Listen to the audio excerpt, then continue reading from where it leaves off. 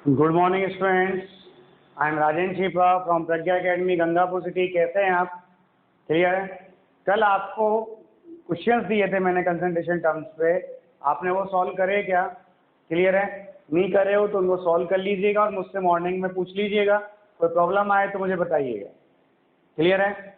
बाकी हो जाने चाहिए सारे क्वेश्चंस, लेकिन फिर भी नहीं होते तो आप मॉर्निंग में मुझे मैसेज करके पूछ लें। क्लियर है? क्योंकि हर क्वेश्चन के सॉल्यूशन आपको बता देंगे, लेकिन आप पूछोगे तो अच्छा लगेगा। क्लियर? आज हम पढ़ते हैं solubility of solids in liquid. Clear? मतलब सॉलिड्स की लिक्विड में सॉल्युबिलिटी को पढ़ते हैं, कैसे है सॉल्युबिलिटी ऑफ सॉलिड्स। तो आपने ऐसे एक लिक्विड ले लिया, ये एक कंटेनर में एक लिक्विड ले लिया, और इस लिक्विड में, ये एक लिक्विड है, इस लिक्विड में आपने ये सॉलिड डाल दिया। क्लियर है? तो जैसे सॉलिड डाल दिए, जैसे मान लो वाटर में आपने शुगर डाल दी, तो शुगर आप उसको नहीं हिलाएंगे तो भी अपने आप डिजोल्व होती जाएगी।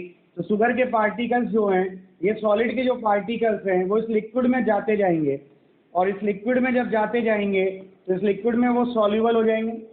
क्लियर है? और जब ये सॉलिड के पार्टिकल इस लिक्विड में जा रहे हैं तो इससे बोलते हैं डिससॉल्यूशन। क्या बोलते हैं? डिससॉल्यूशन बोलते हैं, मतलब विलीनीकरण बोलते हैं, घुलना कहते हैं इसको हिंदी में, तो इसे डिससॉल्यूशन कहते हैं। अब ये जो सॉलिड के पार्टिकल्स हैं, ये पार्टिकल्स इस लिक्विड में घूम रहे हैं, लगातार चक्कर लगा रहे हैं, और जब ये पार्टिकल लगातार चक्कर लगाएंगे तो ये आपस में टकराएंगे और आपस में कॉलिजन करेंगे, भिड़ेंगे, तो ये जुड़ते जाएंगे, कंडेंस होते जाएंगे, और जब ये जुड़ते जाएंगे, कंडेंस होते जाएंगे, तो ये फर्दर सॉलिड स्टेट में अपीयर होंगे। और जब कोई सॉलिड के पार्टिकल जो लिक्विड में डिसॉल्व हैं वो सॉलिड में अपीयर हो जाते हैं, सॉलिड फॉर्म में अपीयर हो जाते हैं, तो उसे बोलते हैं क्रिस्टलाइजेशन। क्या बोलते हैं? क्रिस्टलाइजेशन बोलते हैं। क्लियर है? तो क्या कहा मैंने? जब मैंने किसी सॉलिड को लिक्विड में डाला तो इस सॉलिड के पार्टिकल लिक्विड में चले जाते हैं, इसे हम कहते हैं डिससॉल्यूशन, मतलब घुलना।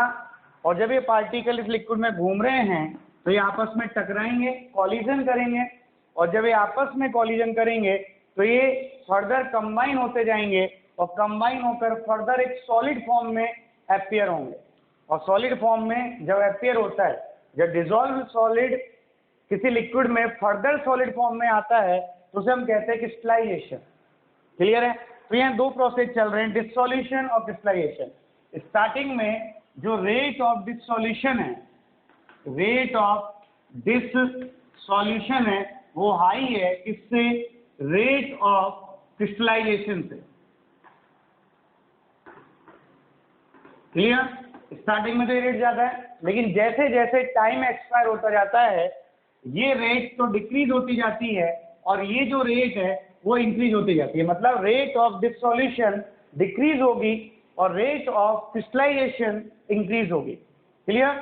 और एक टाइम ऐसा आता है जब ये दोनों rate of dissolution and rate of crystallization जो है वो इक्वल हो जाती है। उस स्टेज को हम कहते हैं इक्विलिब्रियम। क्या कहते हैं उसे? इक्विलिब्रियम। क्लियर? तो इक्विलिब्रियम पर क्या होगा? Rate of dissolution become equal to rate of crystallization. Clear है?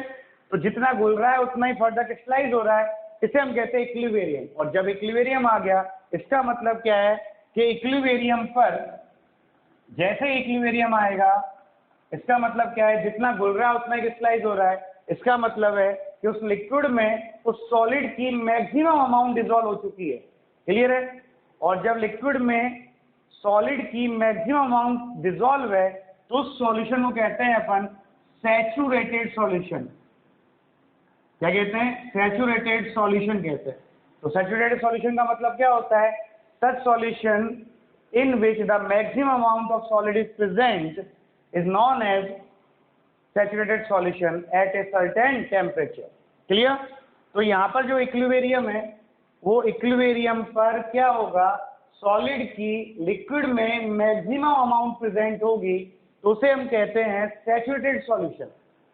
अब बात करते हैं हम सैचुरेटेड सॉल्यूशन क्लियर है? सैचुरेटेड सॉल्यूशन का मतलब क्या है? एक ऐसा सॉल्यूशन जिसमें एक सर्टेन टेम्परेचर पर किसी सॉलिड की मैक्सिमम अमाउंट प्रेजेंट होती है। क्लियर है? तो यहाँ पर अब एक शब्द आता है सॉल्युबिलिटी। मैंने तो यही शब्द पढ़ने के लिए समझाया पूरा। तो सॉल्युबिलिटी क्या है? तो किसी भी सैचुरेटेड सॉल्यूशन को बनाने के लिए सर्टेन टेम्परेचर पर, क्या बोला मैंने? सर्टेन टेम्परेचर पर किसी सैचुरेटेड सॉल्यूशन को बनाने के लिए 100 ग्राम सॉल्वेंट में जो डिसॉल्व सॉल्यूट की जो अमाउंट है ग्राम में, वही कहलाती है उसकी सॉल्युबिलिटी। क्लियर है? तो the amount of solid in gram which dissolve in 100 gram of solvent at a certain temperature to form a saturated solution is known as solubility. Clear? तो सॉलिडिटी का मतलब क्या है? एक सर्टेन टेम्परेचर पर 100 ग्राम solvent में सॉल्यूट की या सॉलिड की जो ग्राम में अमाउंट है, डिसॉल्व जो अमाउंट है, वो कहलाती है सॉल्युबिलिटी। क्लियर? कोई कंफ्यूजन? अब इस सॉल्युबिलिटी को कैसे अफेक्ट करते हैं फैक्टर, वो देखिएगा। सॉल्युबिलिटी को पहला फैक्टर अफेक्ट करता है नेचर ऑफ सॉल्यूट और solvent. Clear? Nature of solute and solvent. Clear? अब अपन बात करें यहाँ पे नेचर ऑफ सॉल्यूट और सॉल्वेंट, ये तो क्लियर है ना सॉल्युबिलिटी? कोई प्रॉब्लम है सॉल्युबिलिटी में? दिक्कत है क्या बेटा? नहीं है। अब हम बात करें nature of solute and solvent, तो कैसे ये सॉल्यूट और सॉल्वेंट अफेक्ट करते हैं सॉल्युबिलिटी को, सॉलिड की को, तो वो देखिएगा। तो नेचर ऑफ सॉल्यूट, तो हम यहाँ पे कहते हैं, कंसेप्ट पढ़ा था 11th क्लास में हमने, लाइक डिसॉल्व लाइक, मतलब समान समान को बोलता है। क्या कहा मैंने? लाइक डिसॉल्व लाइक, समान समान को बोलता है। दैट इज पोलर सब्सटेंसेज या आयनिक कंपाउंड्स जो होते हैं वो पोलर सॉल्वेंट में मोर सॉल्युबल होते हैं, जबकि नॉन पोलर सब्सटेंसेज जो हैं वो नॉन पोलर सॉल्वेंट में मोर सॉल्युबल होते हैं। क्या कहा मैंने? लाइक डिसॉल्व लाइक, मतलब जो पोलर सब्सटेंसेज हैं, पोलर को हम आयनिक भी कहते हैं, जो आयनिक सब्सटेंसेज हैं वो पोलर सॉल्वेंट में मोर सॉल्युबल होते हैं। क्लियर? और जो नॉन पोलर सब्सटेंसेज हैं, कौन से हैं? नॉन पोलर सब्सटेंसेज हैं, वो नॉन पोलर सॉल्वेंट में मोर सॉल्युबल होते हैं। क्या होते हैं भाई? नॉन पोलर सॉल्वेंट में मोर सॉल्युबल होते हैं। फॉर एग्जाम्पल, अपन यहाँ बात करें सॉलिडिटी के बारे में, तो जैसे अपन ने यहाँ एग्जाम्पल ले लिया NaCl का, तो NaCl की बात करें, NaCl जो है वो कंप्लीटली सॉल्युबल है इन वाटर, जबकि it is insoluble in benzene, toluene and carbon disulphide. What is the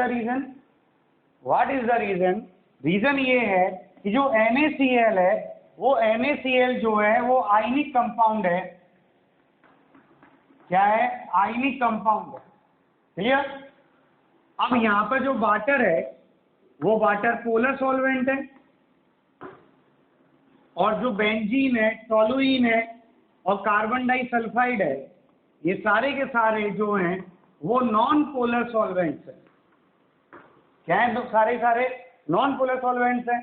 और आपने क्या कहा? लाइक डिसॉल्व लाइक, मतलब polar substances are more soluble in polar solvent. Clear? तो यहाँ पर जो NaCl है वो कंप्लीटली सॉल्युबल होगा वाटर में, because water is the polar solvent, while it is insoluble in benzene, toluene, carbon disulfide, because these are the non-polar solvent. क्या है ये? non-polar solvent है। क्लियर? तो ये कंसेप्ट था पहला, nature of solute and solvent पर फैक्टर अफेक्टिंग। क्लियर? जो क्या कहता है? Like dissolve like. तो इतना ध्यान रखें, polar dissolve in polar and non polar dissolve in non polar solvent. Any confusion? अब हम सेकंड फैक्टर लेते हैं टेम्परेचर का। किसका लेते हैं सेकंड फैक्टर? टेम्परेचर का। तो टेम्परेचर का इफेक्ट तो सिंपल सा है, आपने केमिकल इक्विलिब्रियम में बहुत पढ़ा टेम्परेचर का इफेक्ट, पढ़ा ना भाई ली चैटरियस प्रिंसिपल के अंदर। तो यहाँ पे सेकंड आता है effect of temperature. Effect of temperature क्या कहता है वो देखिएगा। तो आप जानते हैं कि कुछ सॉलिड्स को हमने यहाँ पे सॉलिड को एक लिक्विड में डिसॉल्व किया, और जब इस सॉलिड को इस लिक्विड में डिसॉल्व किया तो यदि यहाँ पर हीट डिक्रीज होती है, मतलब हीट एब्जॉर्ब होती है, एब्जॉर्ब का मतलब इस सॉलिड को डिसॉल्व करने के बाद जो सॉल्यूशन है वो थोड़ा सा कूल हो जाएगा, ठंडा हो जाएगा। क्लियर है? हीट एब्जॉर्ब हो गई, मतलब ये प्रोसेस जो है वो एंडोथर्मिक है। कैसा है प्रोसेस? एंडोथर्मिक है। तो अकॉर्डिंग टू ली चैटरियस, क्या कहता है ली चैटरियस प्रिंसिपल कि इन सॉलिड्स की जो सॉल्युबिलिटी है वो टेम्परेचर को राइज करने पर सॉल्युबिलिटी भी क्या होगी? राइज होगी। क्लियर? क्या होगी? सॉल्युबिलिटी भी राइज होगी। कन्फ्यूजन? फॉर एग्जाम्पल जैसे शुगर है, शुगर ले लिया आपने, तो शुगर को जब आपने वाटर में डिसॉल्व किया तो शुगर को वाटर में डिसॉल्व करने पर एक एंडोथर्मिक प्रोसेस है, मतलब वो जो सॉल्यूशन है वो थोड़ा सा ठंडा हो जाता है, कूल हो जाता है, टेम्परेचर डाउन हो जाता है उसका। तो इसका मतलब शुगर का वाटर में जो सॉल्यूशन है, वाटर में डिसॉल्व करना है, वो एक एंडोथर्मिक प्रोसेस है। कौन सा प्रोसेस है? एंडोथर्मिक प्रोसेस है। तो शुगर की जो वाटर में सॉल्युबिलिटी है वो टेम्परेचर इंक्रीज करने पर वो इंक्रीज होगी। क्लियर? तो शुगर की सॉल्युबिलिटी जो है वाटर के अंदर वो टेम्परेचर को राइज करने पर इंक्रीज होगी। क्लियर? अब यहाँ पे कुछ सॉलिड्स ऐसे होते हैं जिन सॉलिड्स को लिक्विड में डालने पर, हमने इन लिक्विड्स में डाला है इनको, तो यहाँ पर जो हीट है वो हीट इवॉल्व होती है। क्या होती है? हीट इवॉल्व होती है। और जब हीट इवॉल्व हो रही है इसका मतलब इस सॉलिड का इस लिक्विड में घुलना जो है वो एक्सोथर्मिक प्रोसेस है। कैसा प्रोसेस है? एक्सोथर्मिक प्रोसेस है। और जब ये एक्सोथर्मिक प्रोसेस है तो ली चैटरियस प्रिंसिपल क्या कहता है? ऐसे सॉलिड्स की जो सॉल्युबिलिटी है वो टेम्परेचर राइज करने पर जो सॉल्युबिलिटी है वो क्या होती है? डिक्रीज होती है। क्लियर? तो यहाँ पर दो तरह के सॉलिड्स हैं, दो तरह के फैक्ट्स हैं, किस पर? टेम्परेचर पर इफेक्ट्स हैं। कैसे? एक सॉलिड को डिसॉल्व करने पर हीट एब्जॉर्ब हो रही है, मतलब एंडोथर्मिक रिएक्शन है, तो ऐसे सॉलिड्स की सॉल्युबिलिटी टेम्परेचर राइज करने पर इंक्रीज होगी। और एक सॉलिड को लिक्विड में डिसॉल्व करने पर हीट इवॉल्व हो रही है, मतलब एक्सोथर्मिक प्रोसेस है, तो ऐसे सॉलिड्स की जो सॉल्युबिलिटी है वो टेम्परेचर राइज करने पर डिक्रीज होगी। कोई कंफ्यूजन? ये अब हम बात करते हैं solubility of gases in liquid. Clear? तो जब किसी गैस को, क्या बोला मैंने? जब किसी गैस को लिक्विड में फ्लो किया जाता है, लिक्विड में फ्लो करते हैं तो ये गैस कुछ ना कुछ अमाउंट में उस लिक्विड में डिसॉल्व होती है। क्लियर है? तो यहाँ पर ये कुछ ना कुछ अमाउंट में डिसॉल्व होगी, तो यहाँ पर जो सॉल्युबिलिटी ऑफ गैस है उसका मीन क्या हुआ कि यहाँ पर जो डिसॉल्व हुई है गैस, उस गैस का लिक्विड में एब्जॉर्प्शन हुआ है। तो यहाँ पर सॉल्युबिलिटी ऑफ गैस जो है उसे हम कहते हैं absorption of gas in liquid. Clear? तो गैस का क्या हुआ है? यहाँ पर एब्जॉर्प्शन हुआ है, मतलब गैस एब्जॉर्ब हुई है किसके अंदर? लिक्विड के अंदर। तो गैस की जो सॉल्युबिलिटी है उसको हम बात करें तो वो है absorption of gas in liquid. क्या है वो? Absorption of gas in liquid. तो कंफ्यूजन? तो गैस की जो सॉल्युबिलिटी है उसको हम मेजर करते हैं किस फॉर्म में? एब्जॉर्प्शन कोफिशिएंट के रूप में। क्लियर? एब्जॉर्प्शन कोफिशिएंट के रूप में रिप्रेजेंट करते हैं, जिसे हम रिप्रेजेंट करते हैं अल्फा से। तो what is the absorption coefficient? तो हम कह दें at the certain temperature the amount of gas dissolve in unit volume of liquid या unit volume of a liquid is known as absorption coefficient. Clear? क्या कहा मैंने? At certain temperature the amount of gas is dissolve in unit volume of liquid is known as absorption coefficient alpha.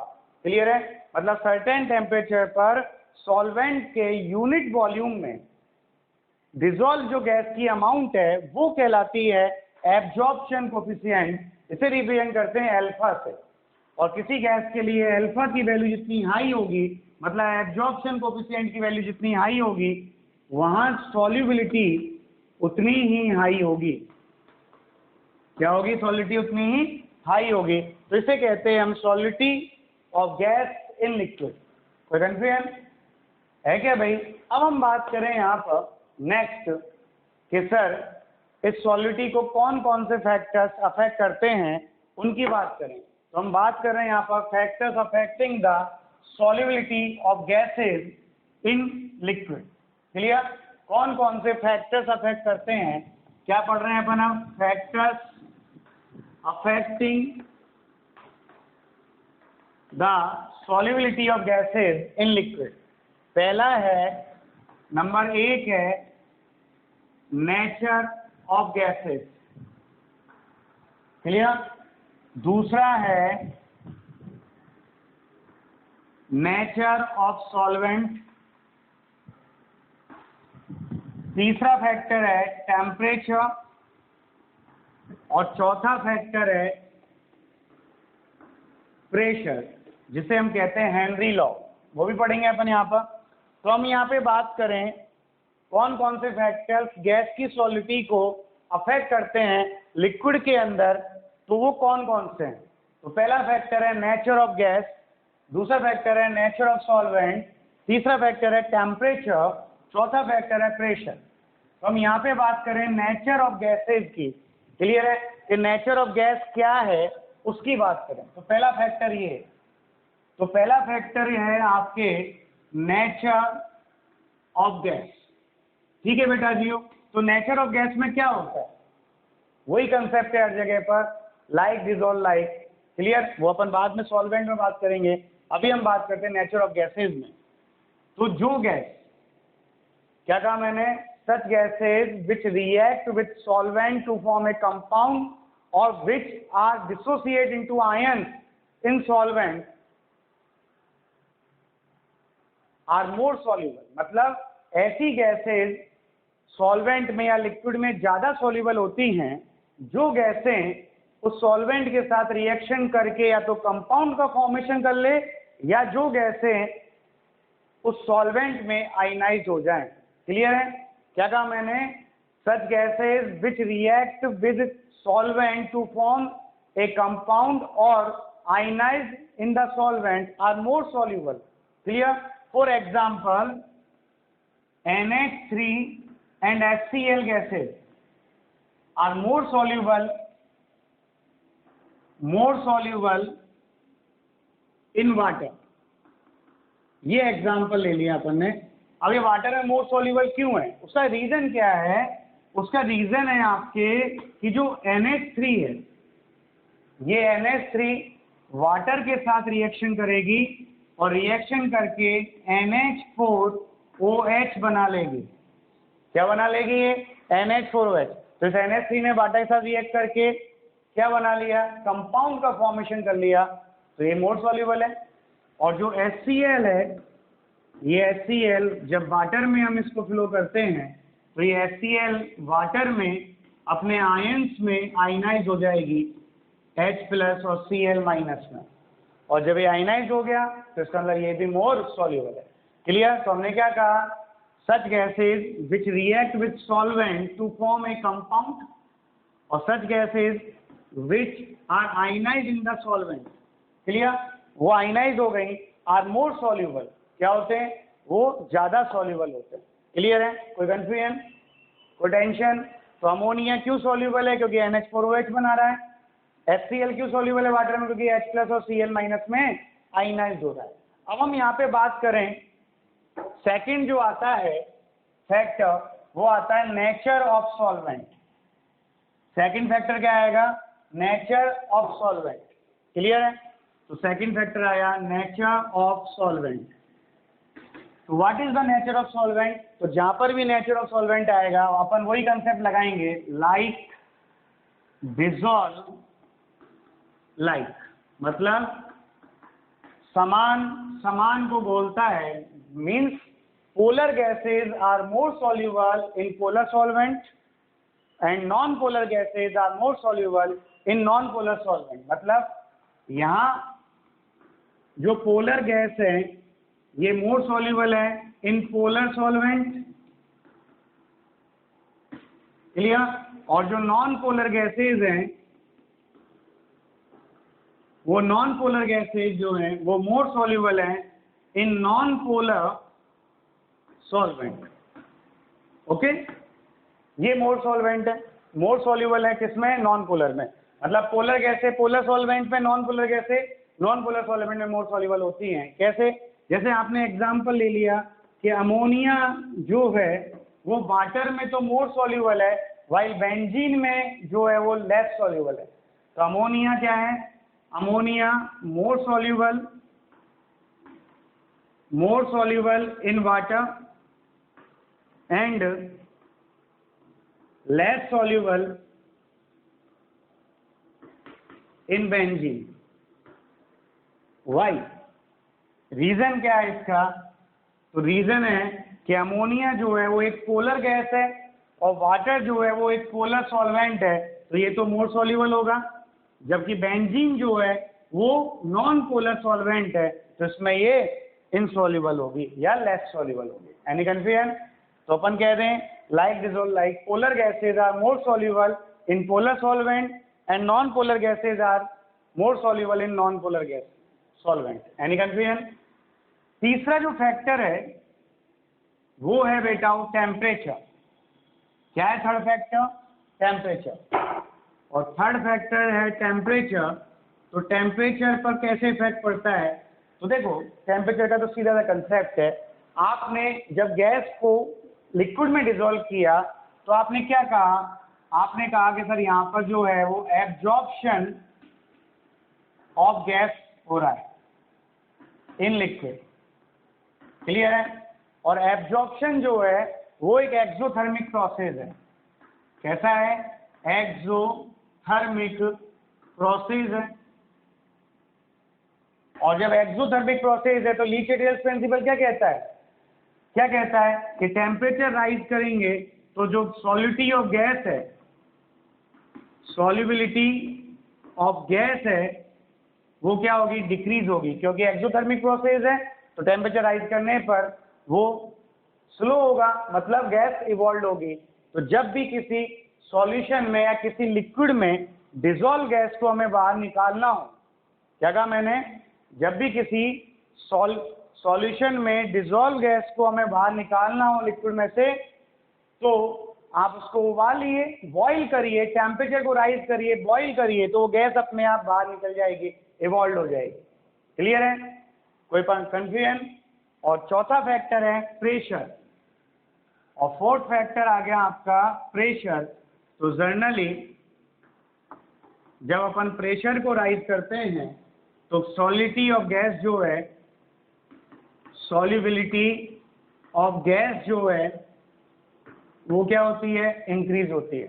Clear? तो pressure को rise करने पर solubility of gas जो है वो इंक्रीज होती है। कोई कंफ्यूजन है तो आप बताइए। और प्रेशर का जो इफेक्ट है वो तो अपन अभी पढ़ते हैं बहुत बड़े रूप में, जिसका नाम है हेनरी लॉ। क्या नाम है भाई? हेनरी लॉ क्या कहता है? इधर देखें, तो हेनरी लॉ का मतलब है effect of pressure on solubility of gases in liquid. Clear? तो हेनरी लॉ क्या कहता है? हेनरी लॉ कहता है at a certain temperature the solubility of gas in a liquid is directly proportional to its partial pressure। मतलब certain temperature पर किसी liquid में गैस की जो सॉल्युबिलिटी होती है वो उस गैस के पार्शियल प्रेशर के डायरेक्टली प्रोपोर्शनल होती है। Clear?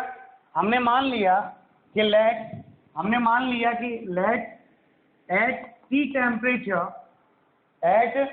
Temperature m gram of gas is dissolved in a liquid। m gram of gas is dissolved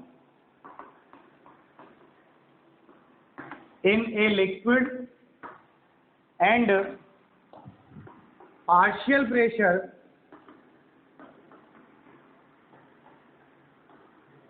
of gas is P, then हमने क्या माना कि at T temperature the m gram of gas is dissolved in a liquid and the partial pressure of gas is P, then gas का partial pressure क्या है, P है, तब क्या होगा, तब ये m is directly proportional to P आएगा। क्लियर है भाई, अमाउंट ऑफ गैस जो डिसॉल्व है वो क्या है, प्रेशर P के डायरेक्टली प्रोपोर्शनल है। क्लियर, तो यहाँ पे m इक्वल टू क्या हो गया, Kp हो गया। क्लियर, तो यह K क्या है, यह K इक्वल टू क्या है, आपके प्रोपोर्शनलिटी कांस्टेंट है, तो अपन क्या मान लें इसको, प्रोपोर्शनलिटी कांस्टेंट।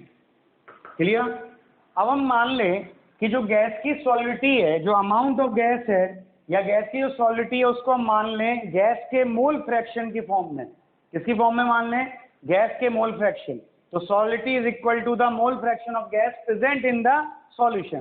क्लियर, अब हमने इसको मान लिया मोल फ्रैक्शन की फॉर्म में मान लिया, तो यहाँ जो मोल फ्रैक्शन होगा x। क्लियर है, सॉलिडिटी ऑफ गैस हमने किस टर्म में मान ली, मोल फ्रैक्शन की टर्म में। तो जो सॉलिडिटी है वो डायरेक्टली प्रोपोर्शनल है P के, तो ये जो मोल फ्रैक्शन ऑफ गैस है, डिसॉल्व गैस है, वो भी डायरेक्टली प्रोपोर्शनल होगा P के। तो x इक्वल टू हो गया K डैश इंटू P, तो P इक्वल टू हो गया 1/K dash into x। Clear, और 1/K डैश इक्वल टू होता है KH इंटू एक्स। क्लियर, और यहाँ पर क्या फॉर्मूला आ गया, P बराबर KH इंटू एक्स आ गया। इसे ही कहते हैं हेनरी लॉ। क्या कहते हैं इसे, हेनरी लॉ का मैथमेटिकल फॉर्म कहते हैं, और यही फॉर्मूला सब जगह काम आएगा।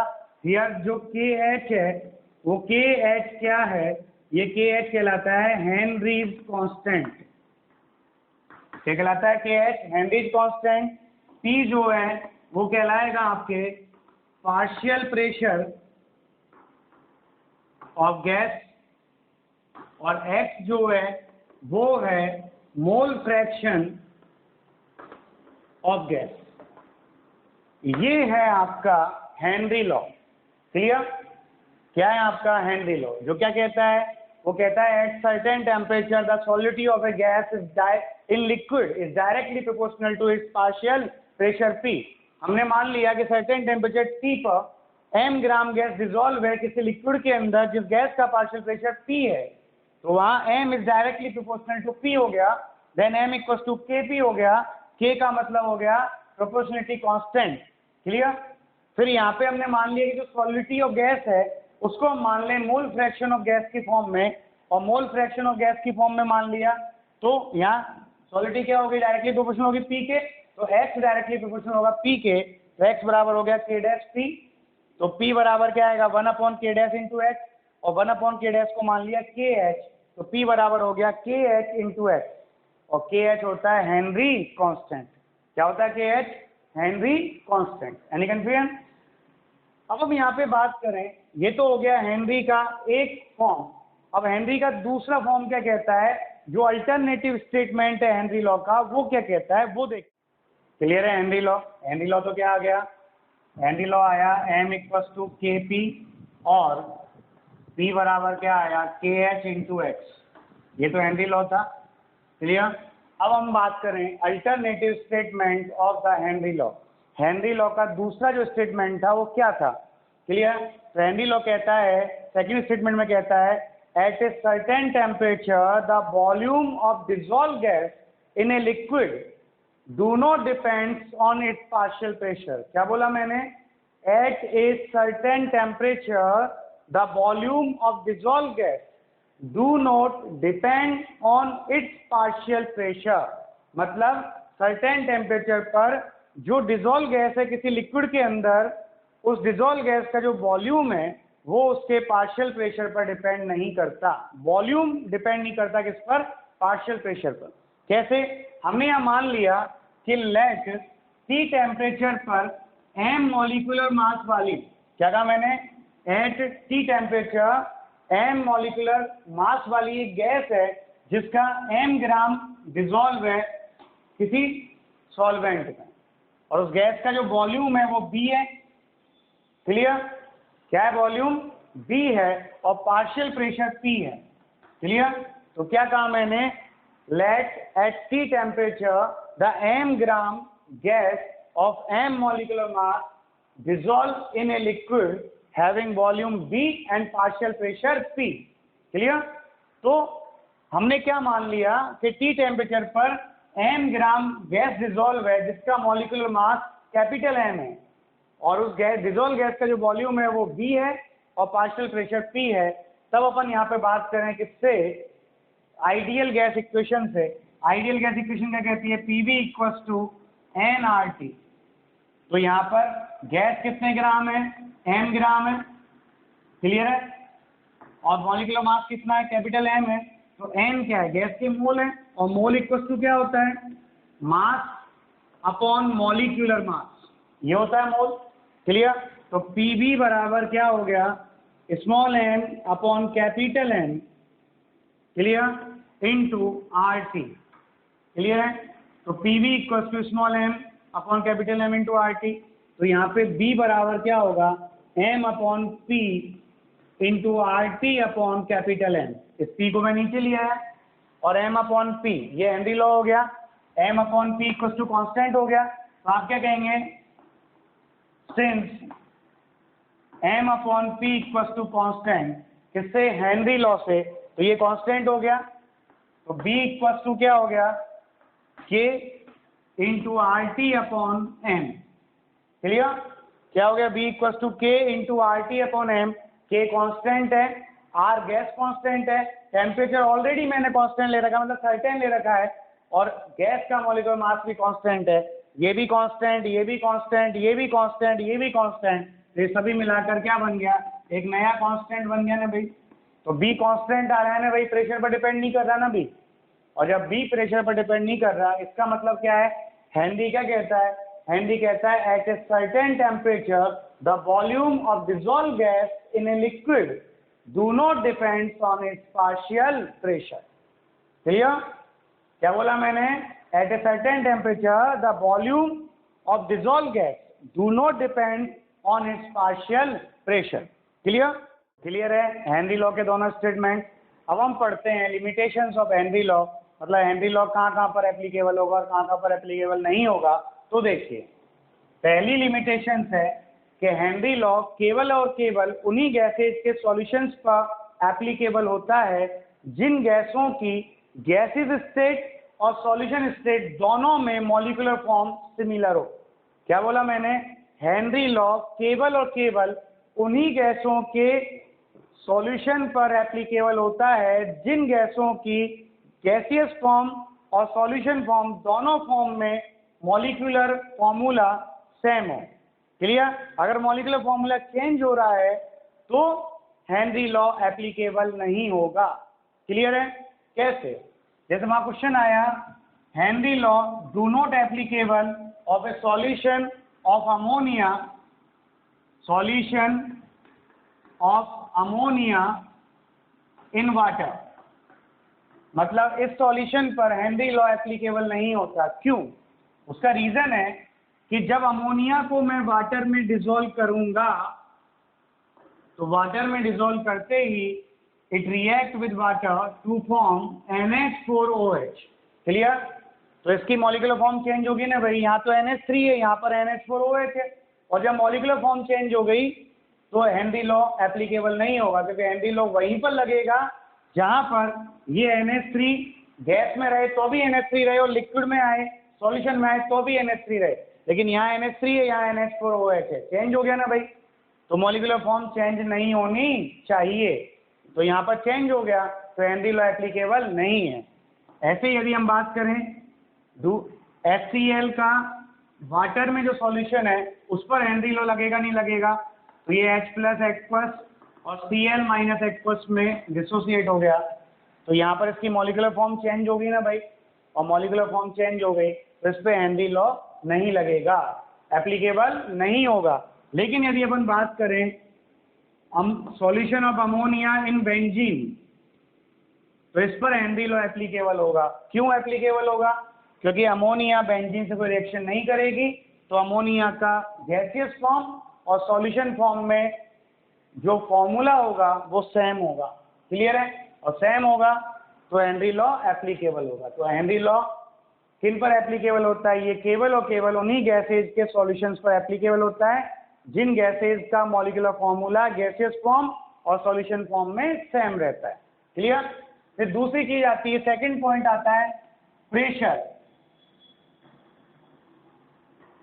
Pressure not to be high, not to be high मतलब प्रेशर ज्यादा हाई नहीं होना चाहिए। क्योंकि आप जानते हैं जब मैं प्रेशर को इंक्रीज करूंगा तो गैस के मॉलिक्यूल पास पास आएंगे और वो कंडेंस हो जाएंगे, और कंडेंस होंगे तो उनका मॉलिक्यूलर फॉर्मूला चेंज होगा, तो हेनरी लॉ एप्लीकेबल नहीं होगा। और फिर temperature, temperature not to be low, temperature भी ज़्यादा लो नहीं होना चाहिए। तो जब टेम्परेचर को लो करेंगे तो गैस के मॉलिक्यूल्स पास पास आएंगे और उनका कंडेंसेशन होगा तो उनका भी मॉलिक्यूलर फॉर्मूला चेंज होगा। क्लियर है? तो यहाँ पर टेम्परेचर भी ज़्यादा लो नहीं होना चाहिए। और सबसे चौथी बात है कि यहाँ पर सॉलिडिटी ऑफ गैस जो है वो वेरी लेस होनी चाहिए लिक्विड के अंदर, मतलब जो सॉल्यूशन है वो सॉल्यूशन क्या हो? वेरी डाइल्यूट हो। क्या हो सॉल्यूशन? वेरी डाइल्यूट हो, मतलब सॉलिडिटी ऑफ जो गैस है वो बहुत कम होनी चाहिए। तो सबसे इम्पोर्टेंट क्वेश्चन इस पे ही आएगा कि मॉलिक्यूलर फॉर्मूला चेंज नहीं होना चाहिए। तो कन्फ्यूजन है तो बताइए। ये थे limitations of the Henry law. कोई कन्फ्यूजन? Thank you. अब आप इनको पढ़िएगा, लेकिन बेटा देखो जो आपको न्यूमेरिकल्स कर दिए थे वो करिए, कोई प्रॉब्लम आए तो आप मुझे बताइएगा।